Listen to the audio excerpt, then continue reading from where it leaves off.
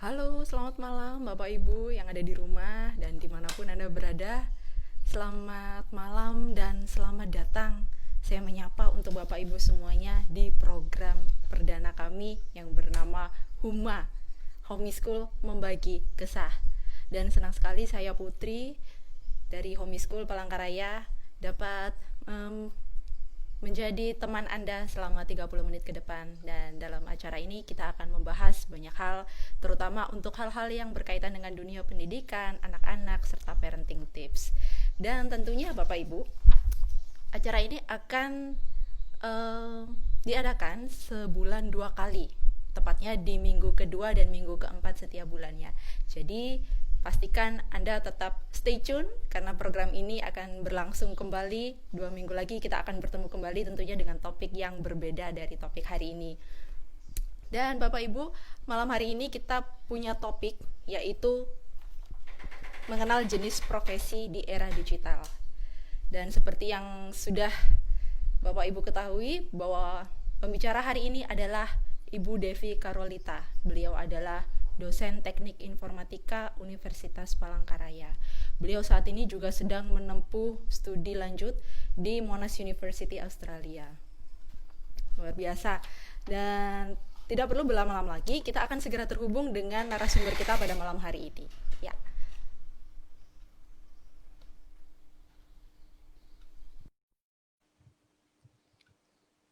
Oke. Halo, Halo, selamat malam Bu Devi. malam. Ini bisa kedengaran nggak? Bisa Bu. Ini saya pertama kali loh IG live. Eh, Perdana di sama Bu. homeschool. Perdana di homeschool. Perdana di homeschool dan sepertinya nggak akan jadi yang pertama kali buat Ibu karena nanti selanjutnya pasti akan ada jadwal lagi ya Bu ya. Wah, kita lihat. Apa kabar Bu Devi? Baik, terima kasih. Apa kabar Mbak Putri? Ya, puji Tuhan baik sekali. Dan kalau di sini jam 7 malam berarti di sana jam berapa Bu Devi saat ini? Di sini jam 10. Tapi nanti ada kalanya juga, ini kan berarti bedanya 3 jam ya. Tapi nanti kalau, ini karena winter, nanti kalau summer bedanya 4 jam. Wow. Gitu, jadi dia berubah. Jadi ini sekarang jam 10 malam. Berarti Tapi nggak apa-apa, semestinya demi sudah waktunya homeschool. istirahat nih. Demi homeschool. Demi homeschool, luar biasa. Senang sekali saya mendengarnya. Ya Bu Devi, sesuai dengan tema kita nih untuk malam hari ini tentang profesi-profesi baru di era digital. Memang kita ketahui bahwa era yang baru ini, kalau orang-orang bilang revolusi industri yang keempat gitu ya. Banyak sekali yang menggunakan istilah itu. Dan memang ada banyak sekali sih jenis-jenis pekerjaan baru yang kadang-kadang saya mikir Betul. juga kok ada ya ternyata, kok menghasilkan gitu ya. Iya, Nah, betul. kira-kira bagaimana Bu Devi menanggapi ini semua nih? Oke, saya rasa kan apa ya, hal yang membuat ini bisa terjadi adalah perubahan era ya. Yang sebelumnya tadi apa sih namanya, apalagi sekarang kan semua serba digital ya, semua serba internet tuh udah kayak hal yang biasa banget. Sedangkan mungkin 10 tahun yang lalu tuh nggak kayak gitu. Nah, jadi seiring perubahan zaman, akhirnya juga ada hal-hal yang berubah. Termasuk adalah pekerjaan-pekerjaan yang dulunya tuh sebenarnya nggak pernah kepikir itu pekerjaan itu akan ada apa enggak. Contoh kan kayak misalnya nih, konten kreator. Pernah nggak kita kepikir dulu kan nggak ada ya. Ini apalagi sekarang nih kan ya, apalagi dengan apa sih namanya sejak pandemi. Nah, konten kreator tuh semakin apa sih semakin tren, jadi trending gitu ya, menjamur karena apa?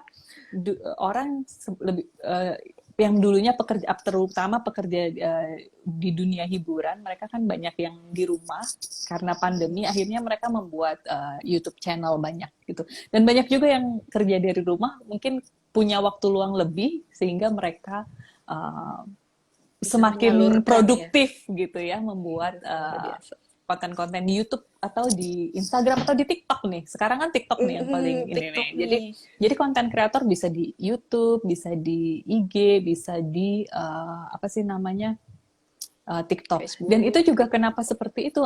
Nah, dulu kan 10 tahun yang lalu tuh dunianya Facebook ya. Jadi yang paling Mm-mm. rame Ya Facebook. rame. Kemudian beberapa tahun kemudian tuh Twitter. Tapi sekarang tuh, tapi kan kebanyakan itu mereka text based ya, kayak Betul. berbasisnya teks. Nah sekarang ada Instagram, kita bisa upload video, ada suara, ada videonya. Kemudian Iya. TikTok apalagi gitu, kemudian ada YouTube. Gitu. Nah itu bikin makin apa ya, bikin itu juga salah satu sih yang berperan terhadap terciptanya pekerjaan-pekerjaan baru. Kemudian karena sosial media juga semakin marak sekarang ya, apa itu namanya? Halo, Halo, ini Bu Devi. keputus ya? Oke. Uh, kemudian karena sosial media juga semakin, Oke, halo, koneksinya gimana nih Kak Putri? oke. Ah, Halo. halo, iya saya bisa dengar Kak Putri.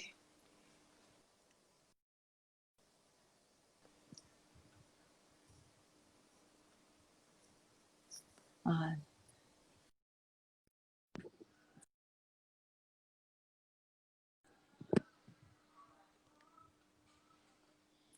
Oke, sepertinya kita sedang terputus dengan narasumber kita malam hari ini. Sepertinya ada sedikit gangguan sinyal atau gangguan jaringan. Tapi nggak apa-apa, Bapak Ibu. Kita sambil menunggu, kita akan segera halo, terkonek gimana nih? kembali. Ya.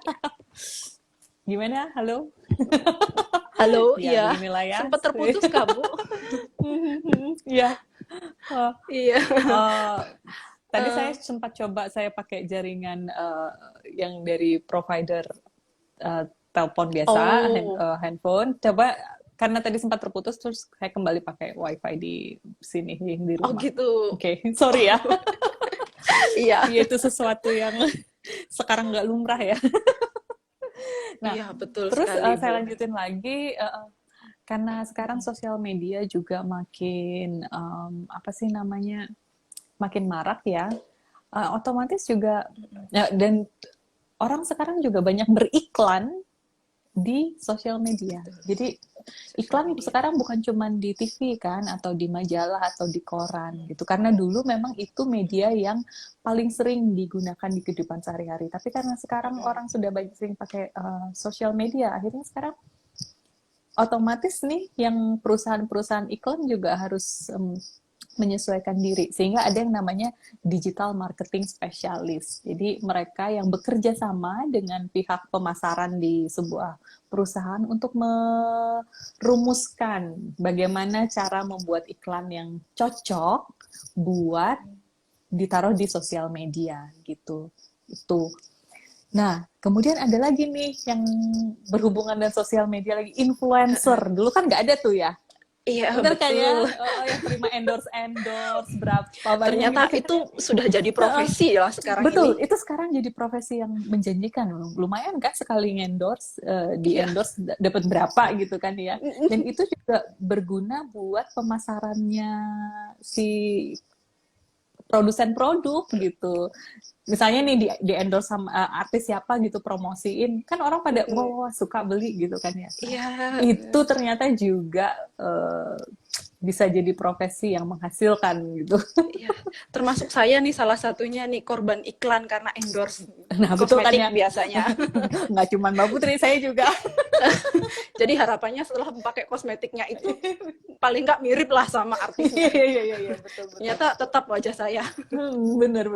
Tapi apa ya, kalau mereka apa, mempromosikan itu tuh sepertinya kesannya kayak dekat banget gitu dan kita kan ya, karena kita sering lihat mereka di IG-nya, kita sering ikutin perkembangan-perkembangan mereka, jadi kayak merasa ini kita juga bisa nih pakai ini gitu. Nah, kayak gitu. Oke. Terus ada lagi Halo, nih, Bu Devi. halo, ya bisa dengar Kak? Halo. Halo, ya, Ya, saya sepertinya bisa dengar ada Kak Putri. sedikit gangguan teknis lagi. Oke. Saya bisa dengar Kak Putri. Kak Putri bisa dengar saya nggak? Atau putus-putus Oke. ya? Ntar saya ini. Oke, baiklah kalau begitu. Kita sambil lagi. sambil menunggu untuk bisa terhubung kembali dengan narasumber kita malam hari Oke. ini. Oke, Bapak Ibu yang ada di rumah, saksikan sekali lagi bahwa hari ini akan ada giveaway dari Elven Kids berupa buku menulis seri biru.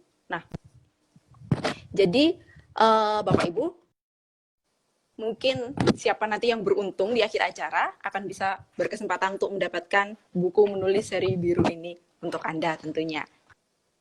Mana pastikan stay tune terus sampai acaranya selesai. Oke. Oke, Halo, Kak sepertinya kita Putri. masih belum bisa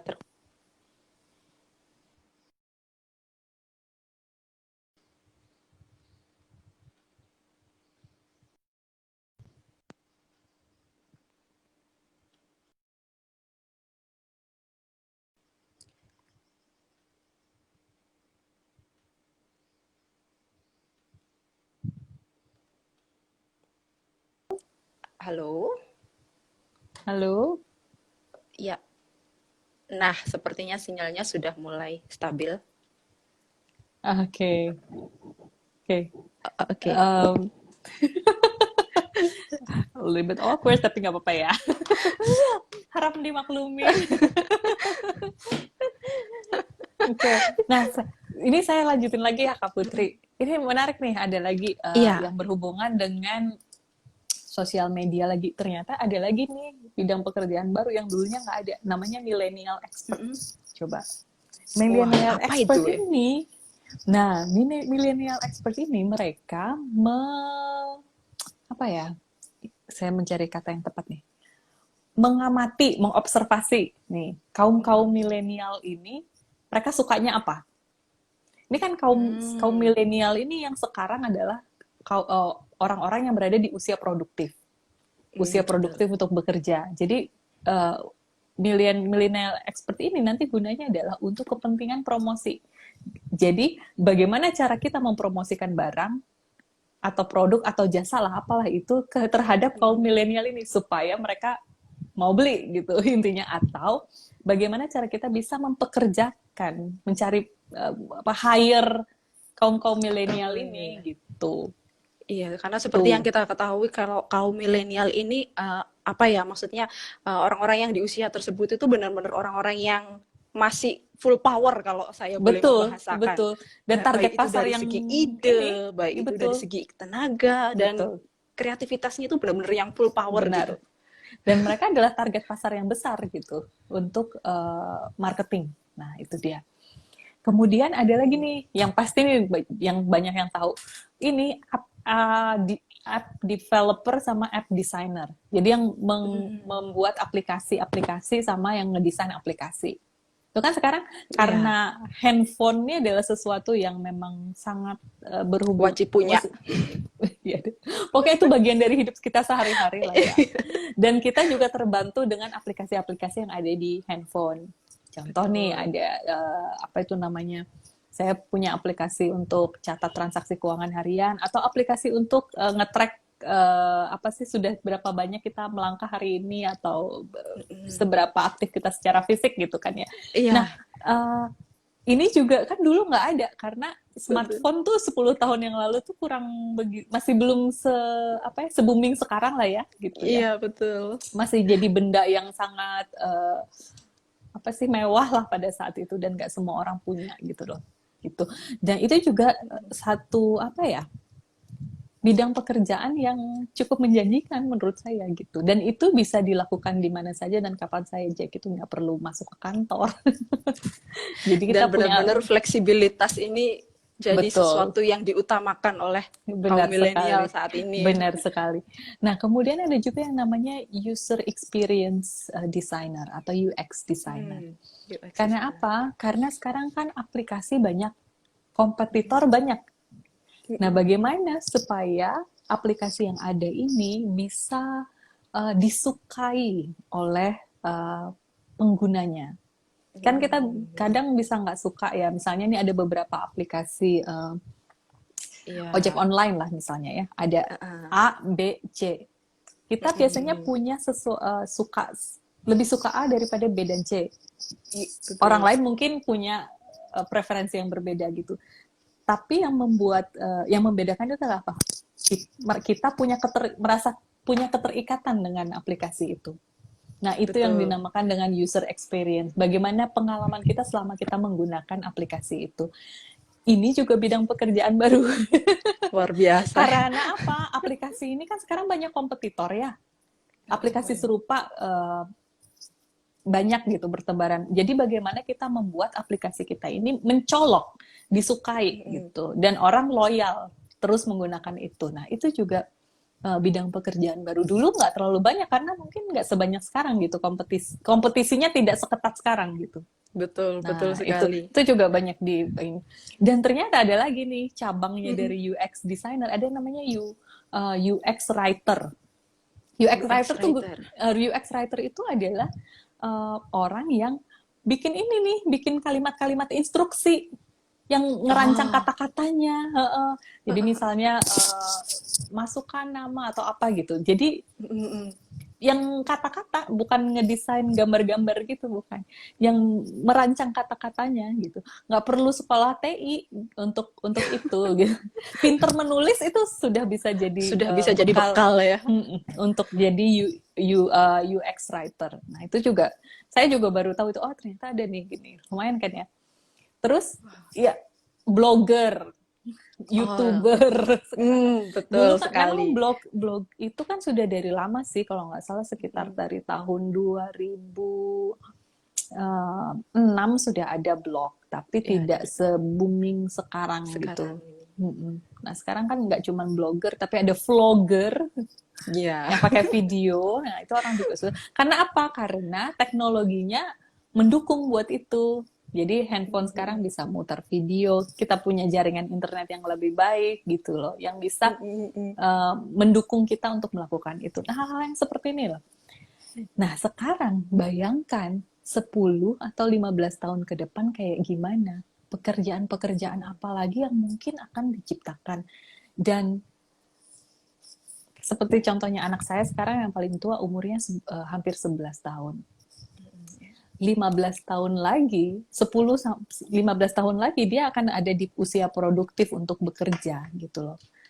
Bagaimana kita sebagai orang tua bisa menyiapkan anak-anak kita supaya bisa siap menghadapi perubahan, tantangan dan pekerjaan-pekerjaan baru yang mungkin muncul gitu. Dan mungkin pekerjaan yang sekarang yang awalnya mau kita sasar supaya anak-anak kita nanti bisa bekerja di bidang itu mungkin sudah nggak ada lagi gitu pekerjaan itu. Iya. Ya kan? Karena benar-benar dinamis sekali dunia ini makin hari. Iya, apalagi sekarang dengan keadaan sekarang yang pandemi ini, yang saya cukup yakin bahwa ini akan membentuk, mereshape bagaimana kita ke depannya. Banyak hal-hal yang akan berubah. Dan siapa tahu juga akan mengubah bidang pekerjaan gitu loh. Jadi alangkah lebih baik tuh ada skill-skill yang harus kalau bisa kita bekalin anak-anak kita dengan skill-skill tersebut gitu. Nah, kira-kira apa saja Bu skill-skill yang harus kita harus kita siapkan sebagai bekal untuk anak-anak kita supaya mereka siap gitu? Ya, saya rasa itu yang cukup penting adalah fleksibilitas.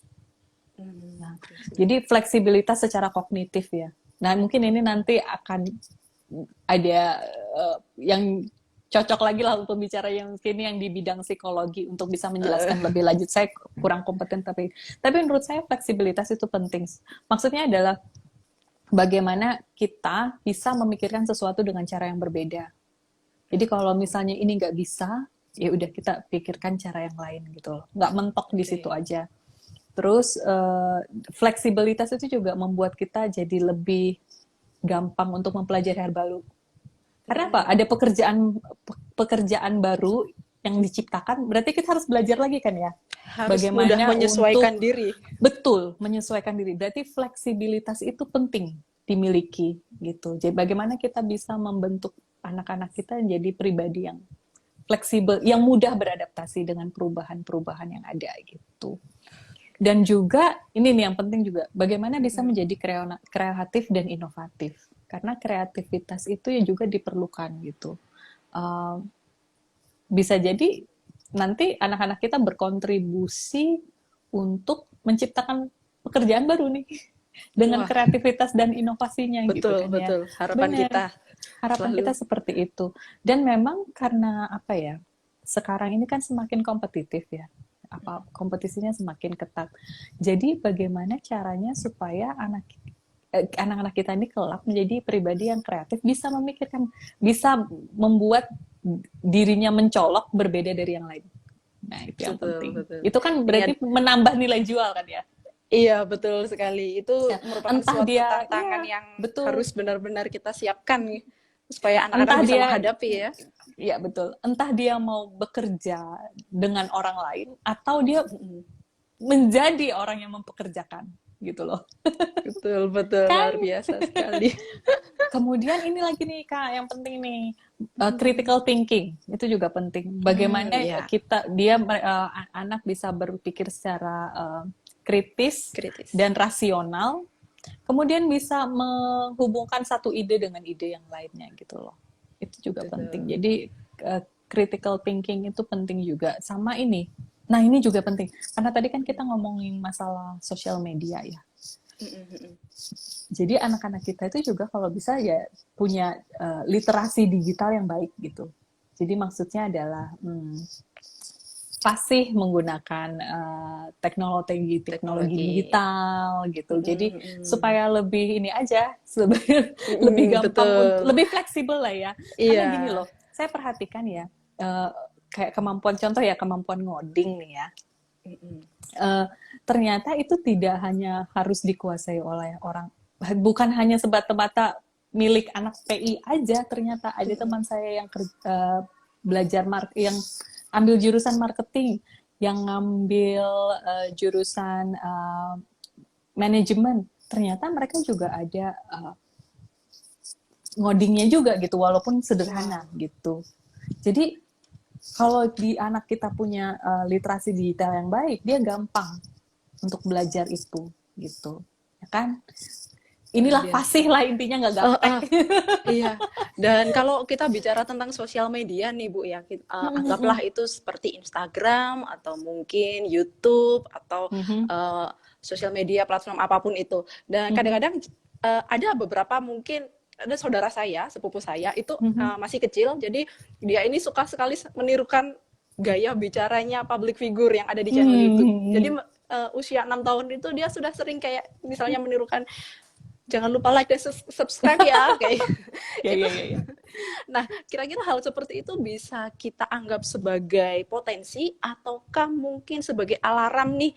Apakah mungkin itu menjadi sebuah alarm, kita harus batasi nih berarti tontonannya anak-anak. Nah, itu kadang-kadang saya agak rancu juga gitu. Misalnya kalau melihat saudara saya, ini udah gayanya udah kayak YouTuber terkenal nih. Saya rasa nah, kira-kira bagaimana? Iya, itu akan menjadi hal yang alarming. Jadi maksudnya yang ini alarm kita harus ini kalau sudah agak menyimpang. Tapi kalau sebatas hanya kayak niru-niru YouTuber tuh saya rasa malah bagus ya. Karena berarti punya kepercayaan diri, terus kayak mau menunjukkan minat di area itu gitu. Karena apa? Komunikasi itu juga hal yang penting loh. Karena saya rasa bukan 10-15 sekarang juga ya, kemampuan komunikasi itu juga harus dimiliki oleh anak-anak. Jadi kayak contoh nih, homeschool ada kelas public speaking nih, itu saya suka sekali karena apa, itu membangkitkan kepercayaan diri anak-anak, juga melatih kemampuan komunikasi mereka. Jadi bagaimana mereka mengkomunikasikan apa yang apa yang ada di pikiran mereka, ide-ide mereka dengan baik. Betul. Nah, itu dia. Kan ada juga orang yang bisa komunikasi, tapi apakah komunikasinya baik apa enggak? Itu kan yang kayak gitu. Iya, betul. Terartikulasi dengan baik nggak sih ide yang ada di kepala mereka gitu. Itu juga berarti skill itu juga penting untuk dimiliki. Skill untuk bisa berkomunikasi dengan baik. Selain skill apa sih namanya, social dan emotional intelligence ya. Ini nanti mungkin bisa ada yang dari psikologi tuh Bu Yuni, colek-colek Bu Yuni nih. Itu Bu Yuni nanti bidangnya Bu Yuni deh. Bidangnya Bu Yuni. Kayak gimana? Ya, Bu Devi, kita sambil menyapa Bapak Ibu yang sudah bergabung dengan kita, mungkin ya ada banyak sekali ini yang sudah memberikan komennya. Ada yang bilang, oh ini Olin loh, nah, Olin join nih Bu. Iya. Ada lagi yang banyak sekali ini yang sudah memberikan komentar. Tadi saya sempat baca sekilas, temanku Devi Bu dosen gitu. Luar biasa. Dan kalau tadi kita sudah bicara tentang skill-skill yang harus dimiliki nih ya. Tadi kan salah satunya juga ada public speaking. Nah, saya ingin juga menginformasikan kepada Bapak Ibu yang ada di rumah yang mungkin saat ini masih ngintip-ngintip tentang homeschool nih kayak gimana. Ini saya informasikan sekali lagi bahwa di homeschool ini juga ada program yang namanya public speaking class. Jadi ada kelas yang namanya kelas public speaking. Jadi kelas ini adalah kelas yang mengajarkan anak-anak untuk yang pertama itu percaya diri dulu. Karena sekarang eranya sudah digital seperti ini, komunikasi adalah hal paling utama yang sangat-sangat krusial yang harus dimiliki oleh anak-anak. Jadi anak-anak akan belajar percaya diri, anak-anak belajar berbicara di depan kamera, berbicara di depan orang banyak. Itu adalah hal yang harus benar-benar skill yang harus kita segera ajarkan untuk anak-anak sejak usia primary mungkin. Betul. Nah, skill-skill yang seperti ini, Kak Putri, itu nggak bisa dalam sekejap aja bisa terbentuk. Gitu, ini harus dilatih dari sejak mereka dini supaya mereka terbiasa. Saya juga senang nih di homeschool ada juga kelas creative writing kan ya. Terus sering juga kalau kalau hari Jumat dulu waktu sebelum pandemi ya masih kita kelasnya masih tatap muka gitu ya, itu ada kayak hari Jumat ada kelas memasak atau outbound. Nah itu juga bantu mereka untuk kerjasama dengan tim nggak sih kan ya, jadi mereka bisa komunikasi, selain juga mereka dapat fun-nya gitu. Jadi dari hal-hal kecil seperti yang kita anggap sih itu tuh kayak oh anak-anak kok isinya main aja gitu. Padahal di balik bermain itu kita melatih mereka. Misalnya contoh kalau outbound kan ada kayak permasalahan-permasalahan yang mereka harus pecahkan kan. Bagaimana mereka bisa bekerja sama, terus berpikir cara memecahkan itu. Itu juga mengasah kemampuan ini kan. Halo? Kak Putri bisa dengar saya? Halo? Halo, Kak Putri bisa dengar saya? Halo? Halo? Iya. Bu Devi, apakah bisa dengar suara saya? Saya bisa dengar suara Kak Putri. Saya chat ya. Oke, sepertinya ada sedikit gangguan lagi di jaringan kami ya. Sambil kita menunggu.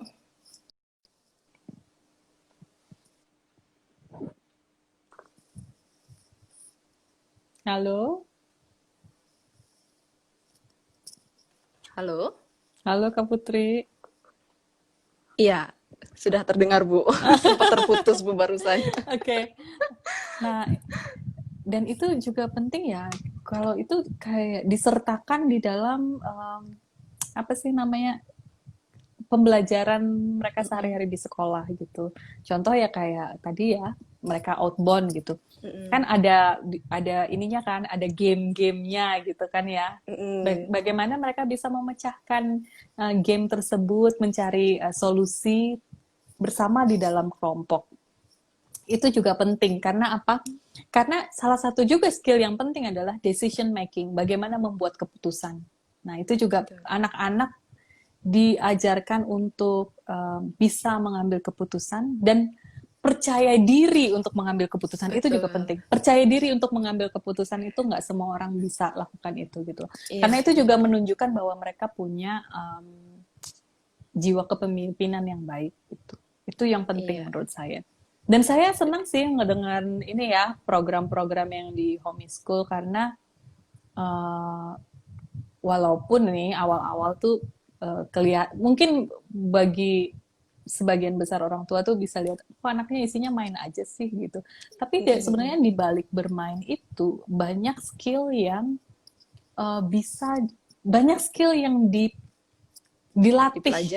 dipelajari dan dilatih gitu. Terus menerus tanpa disadari, ternyata anak-anak kita punya kemampuan itu gitu loh. Rasa ingin tahu, ingin belajar, itu yang dan akhirnya apa? Mereka karena kesannya bermain kan mereka nggak sadar kalau mereka lagi belajar gitu. Sebenarnya belajar mereka. Dan bukankah itu cara belajar yang paling menyenangkan ya?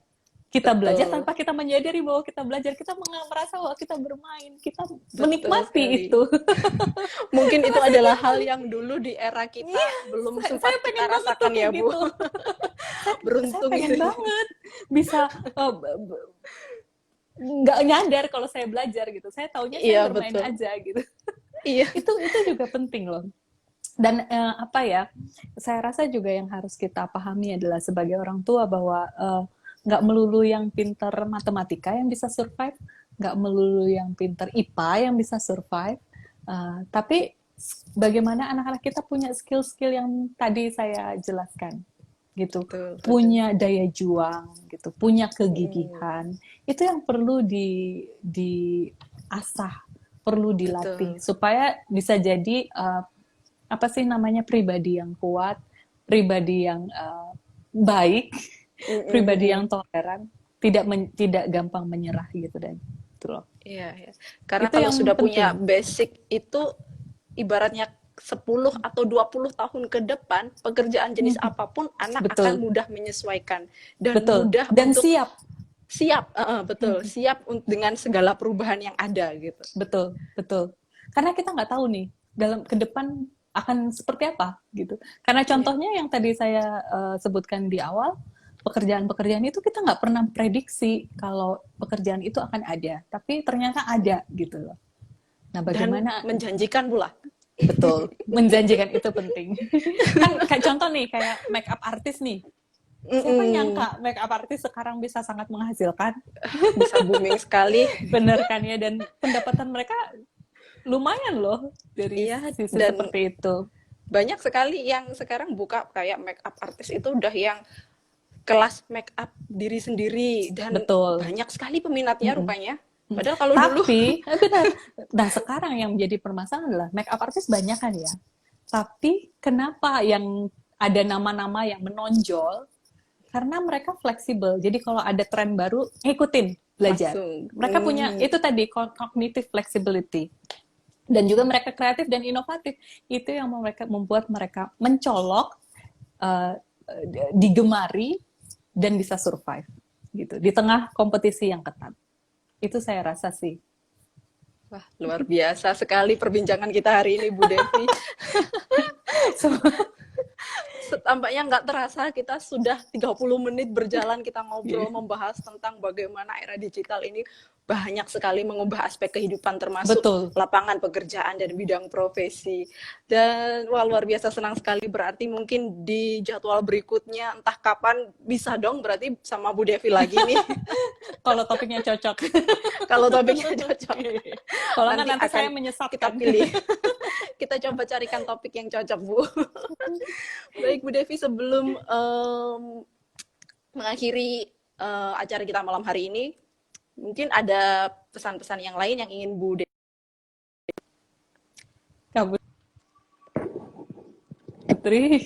Kak Putri bisa dengar saya? Oke. Halo? Halo? Halo? Halo, Bu Halo, Devi Kak bisa Putri. dengar suara saya? Ya, saya bisa dengar ya, suara oke. Kak Putri. Ya. Oke. Kalau saya sih pesan-pesannya apa ya? Gini, para orang tua, parents, jangan khawatir. Misalnya anak kita anggap mungkin saya gimana ya cara bilangnya? Mungkin minat anak-anak kan berbeda ya, karena setiap anak itu unik. Jadi tugas kita sebagai orang tua adalah bagaimana kita mendukung anak-anak kita mengembangkan apa yang mereka sukai, karena menurut saya mengerjakan sesuatu yang kita suka itu membawa kebahagiaan tersendiri, dan kita dengan sukacita, dengan senang hati mengerjakannya, tidak terbeban gitu loh. Jadi bagaimana kita bisa mendorong anak-anak kita untuk maju sesuai dengan minat bakatnya, sesuai apa yang dia sukai, tapi juga kita juga membantu mereka mempersiapkan diri untuk bisa siap menghadapi perubahan-perubahan apa yang akan ada nanti, dan supaya mereka bisa survive di situ. Itu dia. Oke. Minat bakat anak beda-beda, ada yang suka matematika, ada yang suka bahasa, ada yang suka seni. Biarkanlah mereka memilih sesuai dengan minat bakat mereka.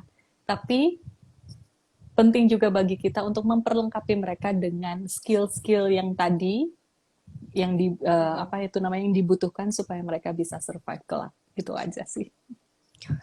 Luar biasa. Terima kasih sekali Bu Devi atas waktunya, atas ilmunya, atas materi yang sudah dibagikan. Dan ini benar-benar menambah wawasan kami semua, menambah wawasan kita semua, dan juga menambah apa yang betul selama ini kita sering pikirkan tentang betul dunia ini sudah iya. makin hari cepat ada sekali satu lagi berjalannya. Sih. Ada satu lagi nih Kak Putri.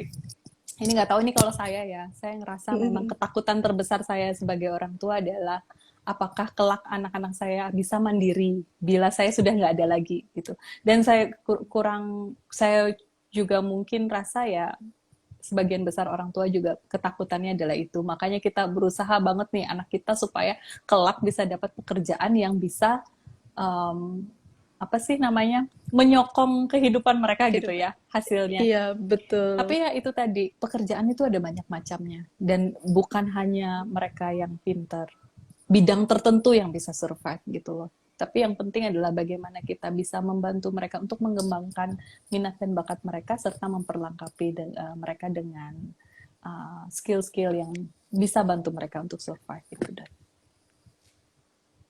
ini ada yang nanya nih, suka main game gimana? Suka main game? Saya rasa sih nggak masalah ya, tergantung jenis gamenya apa dan seberapa lama main gamenya. Apakah main game itu akan menyita waktu mereka untuk melakukan hal-hal yang lain atau tidak gitu? Atau mereka sudah sampai tahap kayak kayak kecanduan gitu ya? Adiktif atau tidak gitu?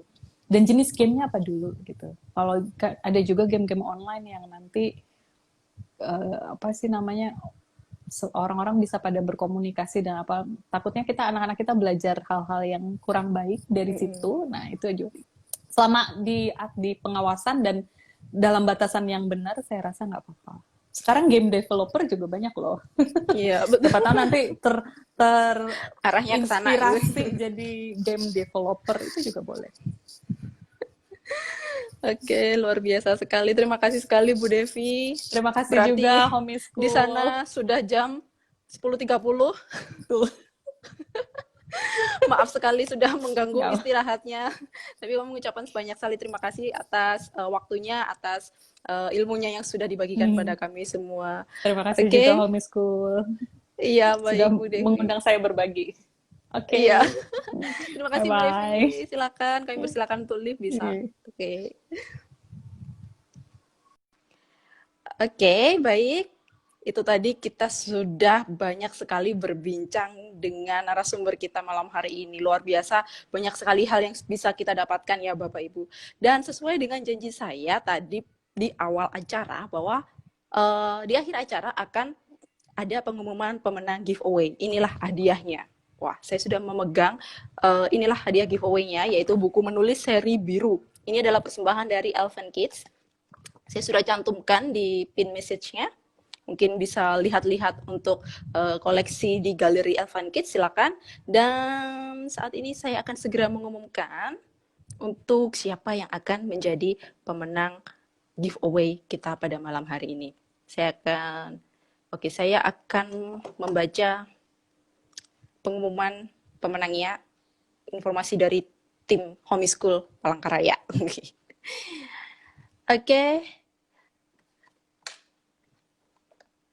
Oke, baik. Dan selamat untuk pemilik akun bernama Celi Gining. Terima kasih. Mohon maaf apabila ada kesalahan penyebutan. Untuk pemilik akun Celi Gining, terima kasih sudah bergabung dan selamat Anda memenangkan satu hadiah giveaway untuk malam hari ini. Silakan nanti bisa DM kami untuk konfirmasi dan nanti akan di follow up oleh tim Homeschool Palangkaraya untuk giveaway-nya. Oke, baik Bapak Ibu yang ada di rumah, senang sekali malam hari ini kita sudah selesai berbincang dengan narasumber dan kita sudah membagikan hadiah giveaway. Pastikan Bapak Ibu semuanya juga tetap stay tune untuk minggu keempat di bulan Agustus, karena kita akan bertemu kembali di acara live IG yang sama, di acara HUMA, Homeschool Membagi Kesah, tentunya di jam dan hari yang sama dan dengan topik yang berbeda pastinya. Oke, baik, terima kasih Bapak Ibu yang ada di rumah. Sampai ketemu minggu depan. Selamat malam, Tuhan memberkati. Salam homeschool, we are homey, teaching with love and learning in joy. Bye.